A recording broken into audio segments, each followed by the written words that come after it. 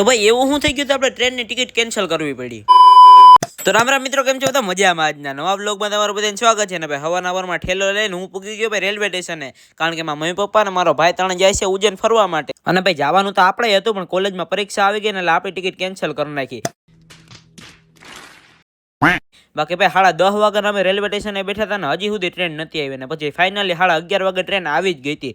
11 વાગ્યાની ટ્રેન 11:30 વાગે આવી. અને પછી એ લોકો બધા ટ્રેનમાં બેસી ગયા. બાકી જવાની છે તો આપણી ફૂલ હતી, પણ જેવીજીની કિસ્મત ભાઈ, કિસ્મતમાં હોય તો જઈ હગીએ, બાકી ન જઈ હગીએ. આપણે બીજી વાર જાવ, એમાં શું હે? ये बड़ी अच्छी बात कही आप. અને પછી રેલવે સ્ટેશનેથી આપણે સીધા પૂગી ગયા ઘરે. અને ઘરે આવીને આપણે પહેલા હે ને ગાડીઓ ધોવાનું ચાલુ કરી દીધું. ને આજે ભાઈ ચારે ગાડીઓ ઘરે જ હતી, કારણ કે આપણો મોટો ભાઈ છે એ પણ અમદાવાદ ગયો, એટલે ચારે ગાડીઓને પહેલા આપણે નેરખાઈ ધોઈ નાખી. અને હા, ચારેય ગાડીઓની હારે આપણે ટ્રેક્ટર નહીં ધોઈ નાખ્યું. ને હા ભાઈ, મને ખબર છે કે ભાઈ ઉનાળાનું બહુ પાણી ન બગડાય, એટલે આપણે જરૂરિયાત પૂરતું જ પાણી વાપર્યું છે.